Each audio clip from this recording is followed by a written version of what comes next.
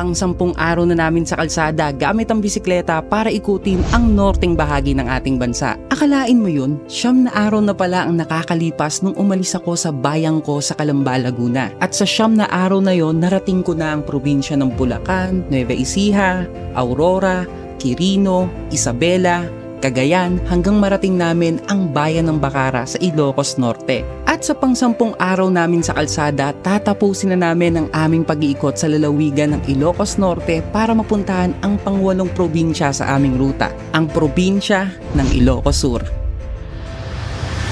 Alas 5 ng madaling araw, nag-ride out na kami at panibagong araw na naman ng pakikipagsapalaran natin sa daan. Ang ruta pala namin ngayon ay magbabay kami papunta sa Santa Maria sa Ilocos Sur at meron itong halos 140 kilometers na layo mula sa tinigilan namin dito sa Bacara, Ilocos Norte. Since malayo ang ating biyahe, siniglahan na namin ang aming padyakan at minsan magugulat ka na lang talaga kasi yung akala mo na tapos na yung mga ahon, akala mo lang pala talaga. Minsan talaga ginugulat na lang tayo sa buhay. Kala ko talaga wala ng ahon. Pero niyan, ahon na naman. Agang-aga, almusal mo ay ahon. Buti na lang talaga hindi mahaba ang mga ahon sa may Bacara kaya mabilis lang namin narating ang sentro ng Ilocos Norte, ang Lawag City. Niligo tayo, no? Kaya brother, approaching na tayo ng City of Lawag.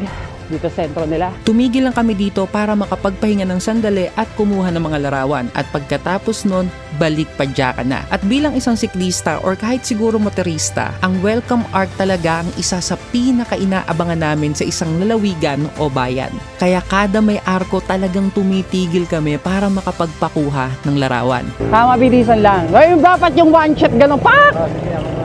Mga 6:30 ng umaga nang binaybay namin ang mga natitirang kalsada ng Lawag at dahil hindi pa nga kami nag-aagahan, tumigil na muna kami para kumain at makapagpahinga. Hindi makukumpleto ang pagbibisikleta natin sa Ilocos Norte kung hindi natin bibisitahin ng isa sa pinakadinarayong tourist destinations dito, ang Poway Church. Kaso bago natin marating yon, kailangan muna nating suungin ang rolling hills ng lugar ng Poway. Kaya nga brother, nandito na nga pala tayo sa may Poway. Sabi ng ahon dito sa Poway.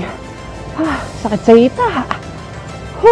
Pero nadaan naman natin yun sa tiyaga hanggang marating natin ang simbahan ng Poway. Ito na yung Poway.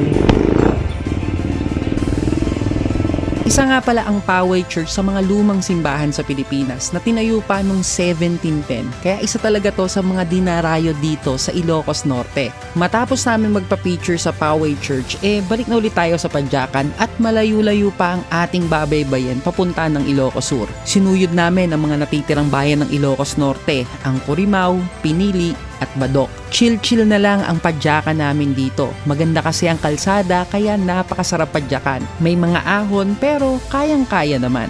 Pa-diretso na tayo ng Viga mga brother and ang ganda ng dinadaanan namin ngayon. Na-appreciate ko kasi parang bagong asfalto and napaka-smooth ng pakagawa nila.